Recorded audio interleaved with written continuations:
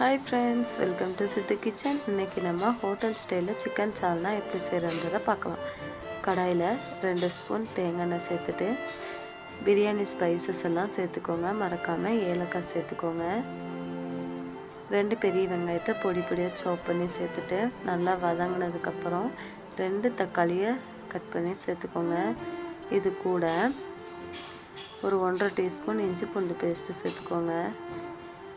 தக்காளி வதங்குறதுக்கு தேவையான உப்பு சேர்த்துக்கோங்க. சேர்த்துட்டு நல்லா வதக்கிக்கோங்க. தக்காளி நல்லா வதங்கினதுக்கப்புறம் 1/4 டேபிள் ஸ்பூன் மஞ்சள் தூள், 1/2 டீஸ்பூன் வரமிளகாய்த்தூள், 1 டீஸ்பூன் மல்லித்தூள், 1.5 டீஸ்பூன் சிக்கன் குழம்பு மிளகாய்த்தூள், 1/2 டீஸ்பூன் கரம் மசாலா சேர்த்துட்டு மசாலாவோட பச்சை வாசனை போகிற அளவுக்கு நல்லா வதக்கிட்டு இது கூட கொஞ்சம் புதினா, கொஞ்சம் கொத்தமல்லி சேர்த்துட்டு நல்லா வதக்கிக்கோங்க. வதக்கிட்டு இது கூட நான் தேங்காய் முந்திரி எல்லாம் போட்டு நல்லா அரைச்சி வச்சுருக்கேங்க. முந்திரி சேர்த்துக்கோங்க. அரைக்கும் போது நல்ல டேஸ்ட் இருக்குங்க. இப்போ நம்ம அதை இது கூட சேர்த்துட்டு நல்லா மிக்ஸ் பண்ணிக்கோங்க.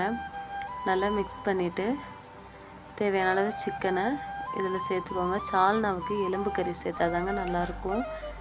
அதே மாதிரி எலும்பு கறி சேர்த்துட்டு நல்லா வதக்கிக்கோங்க. வதக்கிட்டு இப்போ இதில் தேவையான அளவு தண்ணி சேர்த்துக்கோங்க. சால்னா தண்ணியாக இருந்தால் தாங்க நல்லாயிருக்கும். தண்ணி சேர்த்துக்கோங்க. தண்ணி சேர்த்துட்டு இப்போ இதில் உப்பெல்லாம் செக் பண்ணிவிட்டு உப்பு பத்தலைன்னா போட்டுக்கோங்க. மூடி போட்டு மூடி வச்சுட்டு ஒரு 20 நிமிஷம் கழித்து பார்த்தீங்கன்னா சிக்கன் நல்லா வெந்து எண்ணெய் பிரிஞ்சு நம்ம சால்னா ரெடி ஆயிருங்க. இந்த அளவு தாங்க இருக்கணும் சால்னா. பாருங்கள், இப்போ இதில் கொஞ்சம் கொத்தமல்லி தூவிட்டு சர்வ் பண்ணிங்கன்னா இதை சப்பாத்தி, புரோட்டா, தோசை, இட்லி இது கூடலாம் சர்வ் பண்ணுங்கள். பாய்ங்க.